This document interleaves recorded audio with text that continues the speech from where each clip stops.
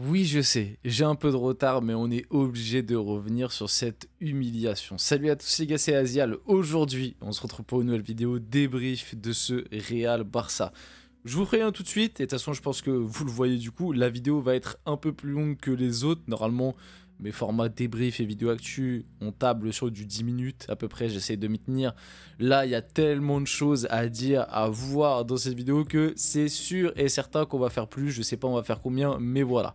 Je m'excuse du retard, voilà, si vous savez pas, si vous n'avez pas suivi les autres vidéos et les dernières vidéos de la chaîne, si vous êtes nouveau, n'hésitez pas, abonnez-vous, like, tout ça, vous connaissez, je le referai après, mais désolé. J'étais présent au parc donc le soir même pour PSG Saint-Etienne, donc le soir même je pouvais pas le débrief, un peu dégoûté d'avoir loupé d'ailleurs ce match en direct, bien évidemment je me suis rematé le match après coup, et en plus de ça j'ai vu aussi pas mal d'avis, donc voilà, je pense avoir une bonne expertise, et limite je me dis faire un débrief aussi un petit peu plus tard à froid, c'est pas forcément quelque chose de foncièrement négatif, parce que du coup il y a peut-être la vision qui évolue et des avis qui diffèrent de la populace, on va dire du grand public. Donc désolé, et hier, pourquoi j'ai pas pu sortir hier? Parce que du coup, comme j'étais présent au parc le soir même, le dimanche soir, il faisait très très froid et je crois que j'ai tapé une petite, voilà, un petit coup de pas bien, un petit coup de froid, bref, vous avez compris. Avant que la vidéo commence et qu'on rentre dans le vif du débrief de ce Real Barça qui est légendaire. Honnêtement, c'est un match légendaire et je pense que c'est déjà l'un des matchs les plus emblématiques de 2025. Ça va être très compliqué de faire plus emblématique parce que c'est une finale, parce qu'il y a un trophée quand même à la clé et qu'il y a quand même 7 buts et il y en a 5 du côté du Barça, encore une fois, une manita, même si moi je préfère le terme manita quand c'est 5-0, mais bon, on peut le dire quand tu mets 5 buts, allez, manita, pourquoi pas. Donc avant que la vidéo commence, n'hésitez pas à liker, commenter, partager, vous abonner. Ça fait toujours plaisir, c'est ça qui aide pour le développement de la chaîne, donc n'hésitez pas sur tous les petits likes, les petits commentaires, ça fait plaisir, abonnez-vous bien évidemment si ça vous plaît. On va y aller dès maintenant, j'ai déjà fait 2 minutes d'intro, cette vidéo va être extrêmement longue. Donc la compo côté Real, vous savez quoi, je pense qu'on va vite fait quand même parler des joueurs individuellement et après on fera le déroulé du match et on pourra redire 2-3 mots, mais globalement côté Real, il n'y a vraiment pas grand monde à sauver.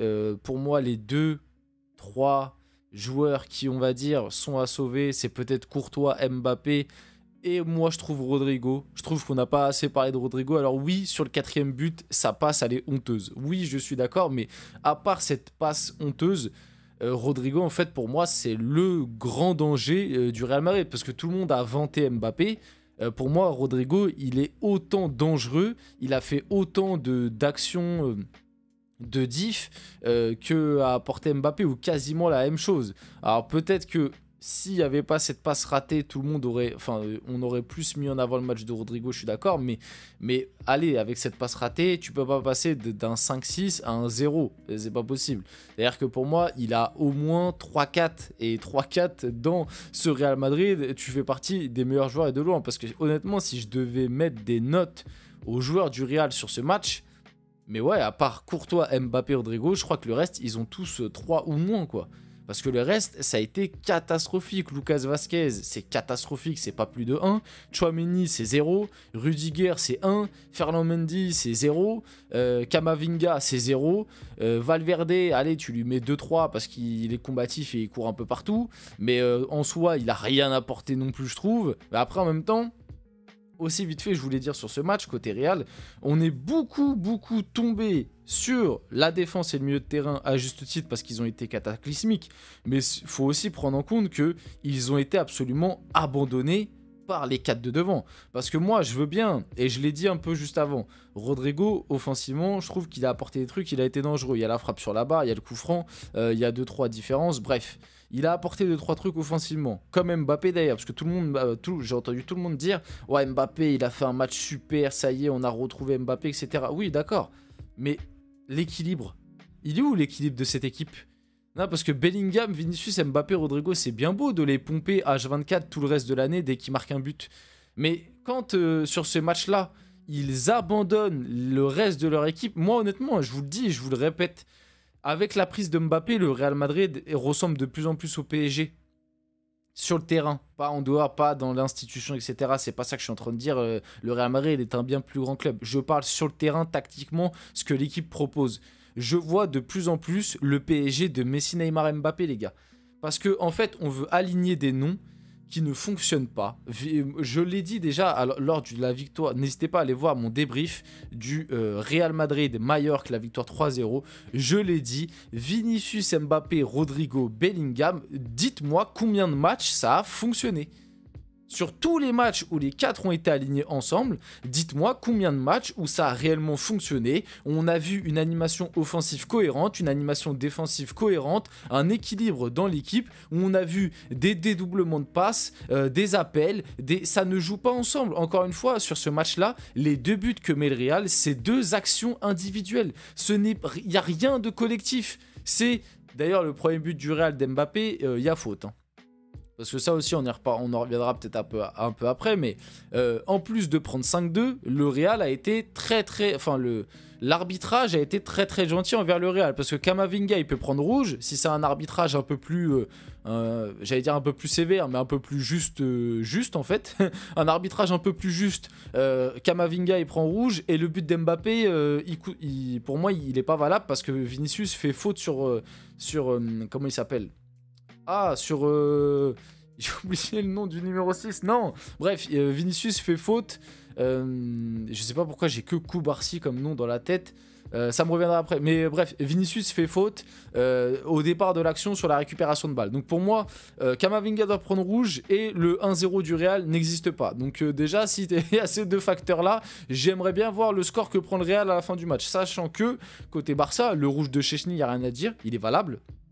Bien obtenu par Mbappé, mais s'il n'y a pas rouge, je pense vraiment que le Barça en met au moins 7 ou 8. Mais zéro vanne. Je pense que s'il n'y a pas le rouge, le Real en prend 7 ou 8. Parce que c'est hard ce qui était en train de produire le Barça et dans le trou qui était le Real. Et puis surtout quand on voit le 10 contre 11, limite t'as l'impression que ça a juste équilibré le match. Ça n'a pas avantagé le Real, ça a équilibré le match. C'est quand même fort de se dire ça. Mais bref, on revient à ce que je disais. Donc ouais, les 4 de devant, ça ne fonctionne pas. Et moi, j'ai l'impression de voir de plus en plus le PSG. C'est-à-dire que tu as les 4 de devant qui, dès que ça les agace, dès qu'ils n'ont pas de ballon, dès que ça se passe pas comme eux, ils le veulent, ils boudent. Voilà, donc là, tu avais un Mbappé qui était un peu en jambes. Mais à votre avis, pourquoi Mbappé, on l'a senti supérieur aux autres et on l'a vu un peu en jambes? Bah parce qu'à côté, tu avais Vinicius qui était pas dedans et qui boudait. Tu avais Bellingham qui faisait que des gestes d'humeur qui boudait. Et tu as Rodrigo qui était un petit peu dans le truc, même si je suis d'accord pour le dire qu'il a été un peu moins bon qu'Mbappé. Par rapport à Mbappé aussi vite fait, après on passe à la compo du Barça, va falloir se calmer quand même. Parce que quand je vois la déclaration d'Ancelotti et ce que disent certains supporters du Real, ah oui Mbappé c'est le seul qui a l'honneur de porter le maillot du Real Madrid, j'ai vu certains supporters du Real dire ça, les gars vous avez pas de respect en fait.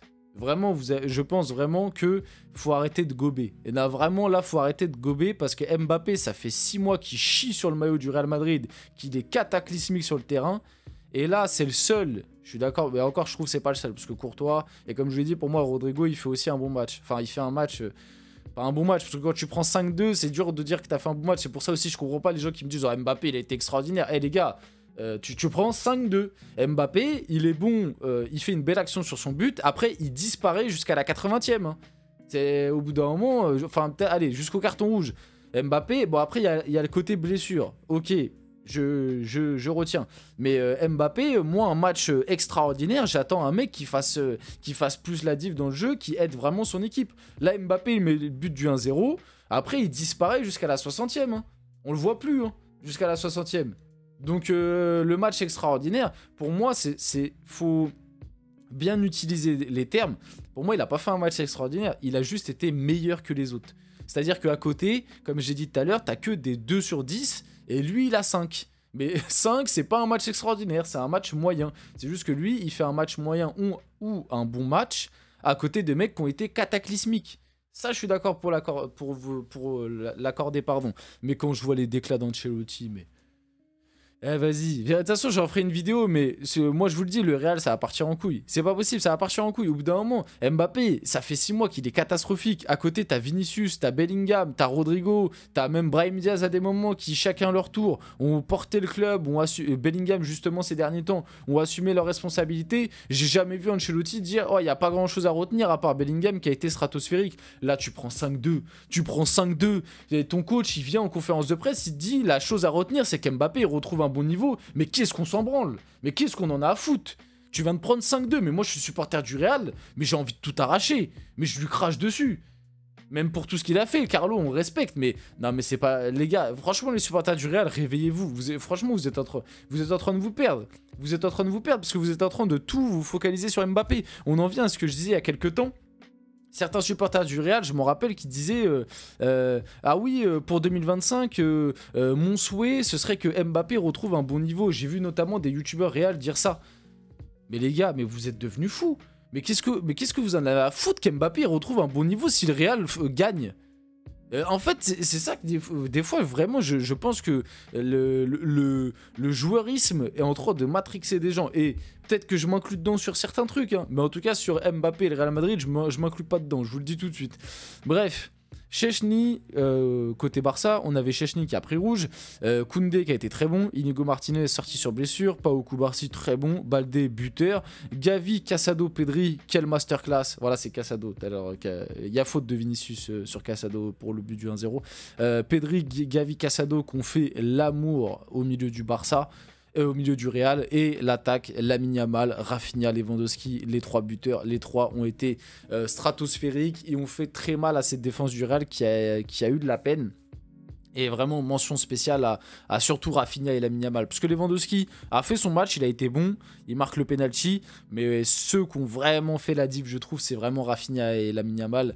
Lamine Yamal, les gars, c'est trop. Hein. Le niveau technique, c'est abyssal. Franchement, là, à 17 ans, avoir ce niveau technique-là, déjà par rapport aux autres, à des grands papas qui sont pros depuis 10 ans, c'est insolent. Moi, je vous le dis, Lamine Yamal, c'est insolent. Et j'ai pas peur de le dire, j'ai pas vu un talent comme Lamine Yamal depuis que je suis le football, entre guillemets, parce que quand les Messi, Cristiano, etc. ont commencé à exploser, moi j'étais très jeune. Donc je m'en rappelle, j'ai des vagues souvenirs, mais tu vois, j'analysais pas, enfin je voyais pas le football comme je le vois maintenant. Franchement, depuis que je suis le football de manière très assidue, Lamine Yamal, j'ai jamais vu ça. J'ai jamais vu ça. Me parlez pas d'Mbappé 18 ans, me parlez pas de je sais pas quel autre joueur. Lamine Yamal, il foudroie tous les mecs que j'ai vu moi arriver ces dernières années. Et attention, quand je dis qu'il est plus fort, ça veut pas dire que Mbappé est nul. Mbappé à 18 ans, c'était extraordinaire aussi, c'était un truc de fou. Mais pour moi, Lamine Yamal, il y a un truc en plus. Il y a un truc en plus, les gars. Il y a... Déjà, Mbappé à 17 ans, il jouait pas encore avec Monaco. Tu vois, là, Lamine Yamal, c'est le meilleur joueur. Bon, avec Rafinha. Et Pedri aussi, je trouve qu'on l'oublie souvent, alors que Pedri, il fait une sacrée saison. Mais Lamine Yamal, c'est le meilleur joueur, ou en tout cas, c'est l'un des plus importants joueurs du Barça. C'est du Barça. Quand on connaît la pression du Barça, quand on sait aussi que l'équipe, il y a des beaux noms sur le papier, mais c'est pas non plus... voilà, il y a beaucoup de joueurs, avant cette année ou il y a 2 ans, voilà, ils faisaient pas partie de l'échiquier européen, tu vois. C'est impressionnant. Moi, je vous le dis, c'est impressionnant. Et le niveau de Rafinha aussi. Non, c'est trop. Hein. Rafinha, il a fait une année 2024 extraordinaire. Et là, il démarre 2025 de très très belle manière aussi. Et pourtant, face à l'Athletic Bilbao, il y avait de la proposition, il y avait de l'envie, mais il y avait aussi beaucoup de déchets. Et là, il a été chirurgical. Tchouaméni a bien goûté. Donc... il y a eu le but du 1-0 du coup d'Mbappé, comme j'ai dit un peu plus tôt. Premier but dans un classico pour lui, le 7ème face au FC Barcelone dans sa carrière. Alors, le but est très beau, c'est la spéciale Mbappé, même si c'est pas très bien défendu de la part de Baldé. Mais bon, il faut le mettre, rien à dire. Mais par contre, comme je vous l'ai dit, donc call de Kylian Mbappé, premier but de la classico. Comme je vous l'ai dit, pour moi, Mbappé a été le meilleur côté Real avec Thibaut Courtois, indéniablement.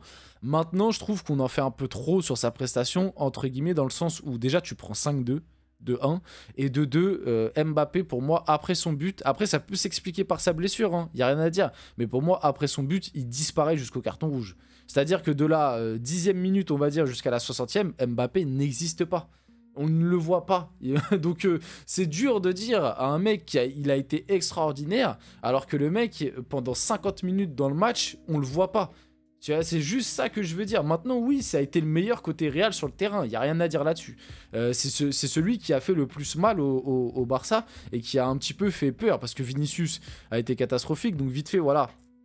Le FC Barcelone se plaint d'une faute au tout départ de l'action, rien pour l'arbitre. Pour moi, il y a faute sur cette action. On le voit bien là avec le ralenti. Le pied de Vinicius percute la jambe de Casado, ça le fait chuter et après ça mène au but. Je sais pas pourquoi la VAR n'est pas revenue sur cet élément-là. Mais bref, au final, ça n'a pas trop de coïncidence parce que le Barça l'emporte 5-2. Mais imaginons si le match se finit sur un 1-0, un but comme ça. Je pense qu'on en aurait peut-être un peu plus parlé, parce que bon, pour moi, la faute est quand même flagrante quand tu vois le ralenti. Donc pour moi, déjà, le but du 1-0 du Real n'existe pas, sachant qu'en plus, le Real, au début de match, était en train de passer dans la machine à laver. Il y a Courtois, il te sort 2 parades au bout de 3 minutes. Enfin bref, donc comme j'ai dit... je sais plus ce que je disais sur Mbappé, mais bref, oui, donc voilà, il y a eu la blessure, inquiétude pour Kylian Mbappé, il a pris un coup de Jules Koundé à la cheville, donc sans faire exprès, en fait Jules Koundé lui marche un peu sur le pied et en fait ça lui fait une petite torsion au niveau de la cheville. Alors sûrement qu'il a joué diminué et du coup ça rajoute un peu plus à la fin de match, surtout qu'il a faite, parce que sur les 10 dernières minutes, il était très remuant, mais bon, après le Barça était à 10, et puis le Barça, je pense, était fatigué d'avoir enchaîné 30 minutes à 10 contre 11, mais c'est vrai que sur les 10 dernières minutes, il était plutôt remuant. Maintenant, ouais, j'ai du mal. En fait, j'ai du mal avec le terme. Moi, Mbappé, c'est la seule satisfaction. Il a été extraordinaire. On retrouve le Mbappé Prime, alors que le gars, sur 50 minutes du match, on ne le voit pas.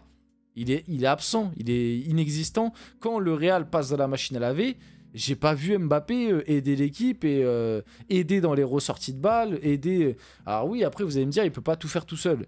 D'accord, mais alors s'il peut pas tout faire tout seul, pourquoi c'est le seul qu'on sauve de cette débâcle? Il fait partie de la débâcle pour moi. En fait, c'est facile de dire, ouais, Mbappé c'est le seul qui a honoré le maillot du Real Madrid, et après quand tu critiques des aspects de son match, on me dit, ah mais il peut pas tout faire tout seul. Bah non, il peut pas tout faire tout seul, donc quand l'équipe perd 5-2, bah je le mets dedans moi. Je le mets dedans, donc de dire que ça a été le meilleur côté Real avec Thibaut Courtois, il n'y a pas de problème. Je le mets peut-être même un petit peu au-dessus de Thibaut Courtois parce qu'il provoque le rouge, il provoque et il marque le but. Mais maintenant, entendre des Mbappé, c'est limite, j'ai l'impression de la part de certains Madrilènes, Mbappé c'est l'homme du match.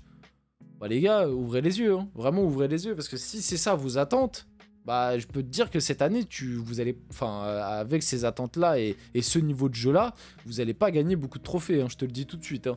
Donc voilà, Lamine Yamal, que dire? Je l'ai dit un petit peu plus tôt, mais Lamine Yamal, quel joueur. La finition sur le premier but, c'est Messi-esque. L'action, il n'y a rien à dire, il fout droit tout le monde. Au départ de l'action, en plus, il y a une magnifique passe de Lewandowski avec Rudiger qui part à l'abordage comme un gogol. Adil Rami avait vu le Classico avant nous, en fait, je pense. Parce qu'Adil Rami, il y a de cela une semaine ou deux, il a pris une petite sauce par les Madrilènes parce qu'il a dit que Rudiger, il défendait n'importe comment, il sortait comme un gogol, alors qu'il était très bon sur l'homme, mais que défensivement, c'était pas un top défenseur. Et bah le Classico, là, lui a donné raison, hein, parce que défensivement, en fait, Rudiger, c'est un défenseur qui est très bon sur l'homme, qui est très bon pour le duel. Mais c'est vrai que dans l'alignement défensif, dans la compréhension sans ballon défensif, sur comment sortir, quand couvrir, quand sortir, etc., Rudiger, tu le vois que il y a des lacunes. Et là, Lewandowski l'a très bien exploité, parce que Lewandowski a décroché au milieu de terrain, Rudiger l'a suivi comme un gogol, Lamine Yamal a pris l'espace qu'a laissé Rudiger dans la défense, et ça fait le 1-1. Et d'ailleurs, regardez l'action, où est Rudiger? Il y a tous les défenseurs, il y a Valverde, où est Rudiger? C'est-à-dire que Rudiger, sur le papier, c'est le seul vrai défenseur de cette équipe, enfin, entre guillemets, parce que Ferland Mendy, il y a Ferland Mendy aussi, mais vous avez compris quoi, Lucas Vazquez et Tchouaméni. Donc Rudiger, c'est censé être le patron un peu de cette défense, sachant que Ferland Mendy, en plus en ce moment, il est un peu dans le trou. Il y a une action où le Barça attaque, Rudiger n'est pas là.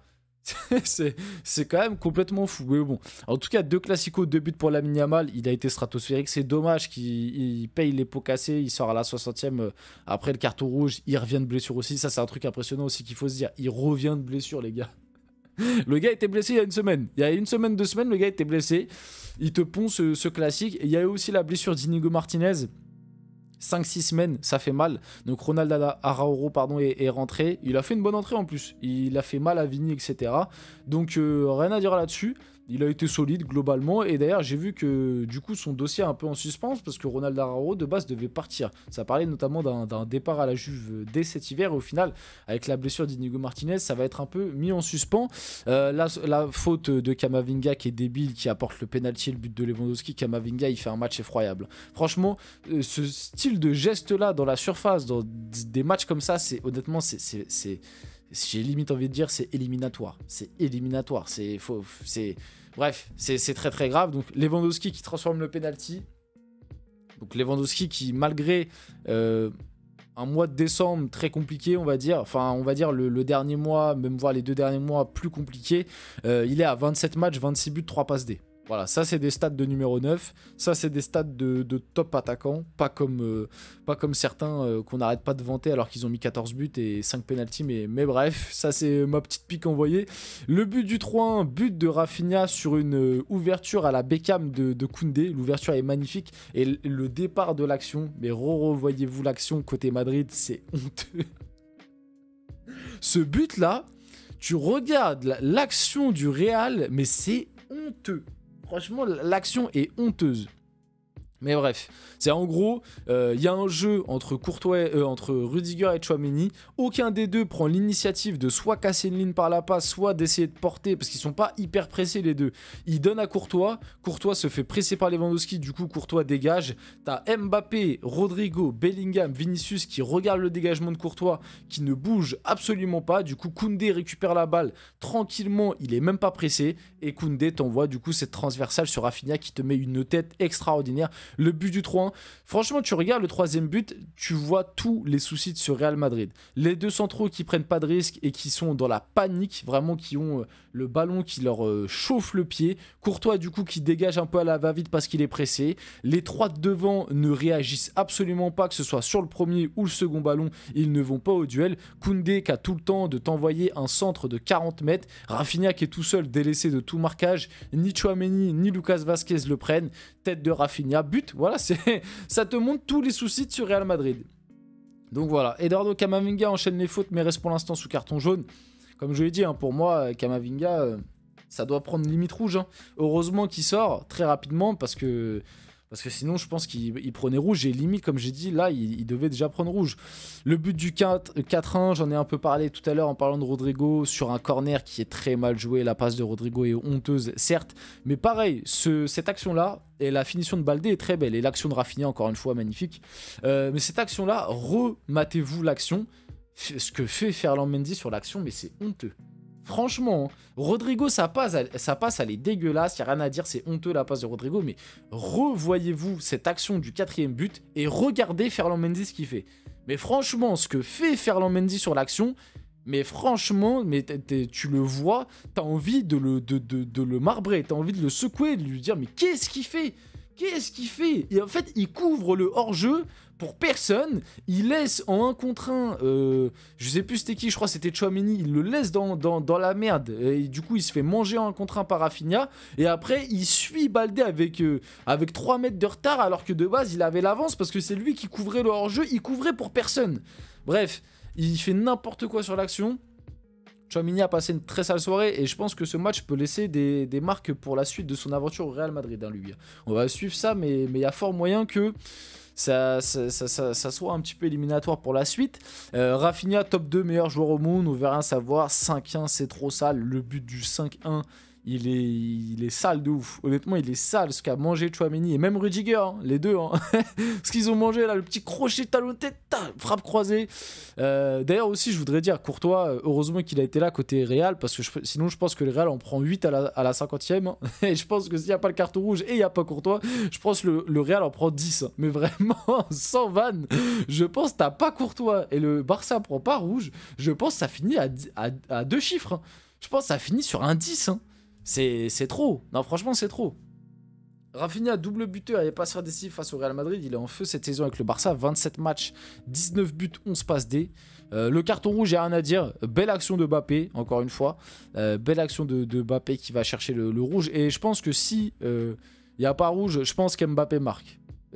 Enfin, ce que je veux dire, enfin oui, ça paraît logique parce que du coup le but est vide, mais ce que je veux dire, c'est si Szczęsny sort pas et que Mbappé se retrouve dans cette situation-là en face à face, je pense que Mbappé le marque parce qu'Mbappé était dans un bon soir, donc il aurait pu s'en sortir avec un doublé, mais bon, enfin un doublé, le premier but normalement est pas valable, donc bon, voilà. Du coup, coup franc, rouge. Rodrigo qui transforme le coup franc est magnifique. Hein. Bon, même si Peña n'a pas la main hyper ferme, le coup franc est absolument magnifique, il n'y a rien à dire là-dessus. Et le problème, c'est qu'après, tu vois, là on est à la 60e, tu te dis 5-2, 60e, le Barça est à 10. Tu te dis, il y a moyen de faire un truc. Au moins sauver les meubles et essayer de revenir, de pousser, revenir à 5-3, 5-4, leur mettre un petit peu le feu. Rien du tout. Il y a eu absolument rien. Les 30 dernières minutes, il y a eu, on va dire, de la 80e jusqu'à la 85, 6e, notamment initié par Mbappé, 2-3 actions où tu mets un petit peu le feu, mais sans non plus enflammer la défense. Sinon, à part ça, il n'y a absolument rien eu du tout. On a eu un match abominable de Vinicius. L'eau mouille, le feu brûle et Vinicius Junior vient de prendre un carton jaune pour contestation. Il a été remplacé. Chose assez étonnante, hein. D'habitude, on le sait, c'est souvent Rodrigo qui pâtit des changements. Là, c'est Vinicius qui a été remplacé. Il a fait vraiment un match, mais abominable. Sur tous les aspects, comportement, niveau sur le terrain, attitude, tout a été abominable sur ce match de la part de Vini. Donc Vinicius en plein cauchemar, très très compliqué de sa part. Rafinha a été élu homme du match, assez mérité je trouve personnellement. Et du coup, la Super Coupe d'Espagne pour le FC Barcelone. Du coup, on finit la vidéo là-dessus. J'espère qu'elle vous a plu, un débrief un peu plus long. N'hésitez pas à me dire si ça vous a plu dans les commentaires. En tout cas les gars, c'était Azial. N'oubliez pas le petit like, le petit commentaire, le petit partage, l'abonnement. Et on se retrouve très rapidement pour une prochaine vidéo.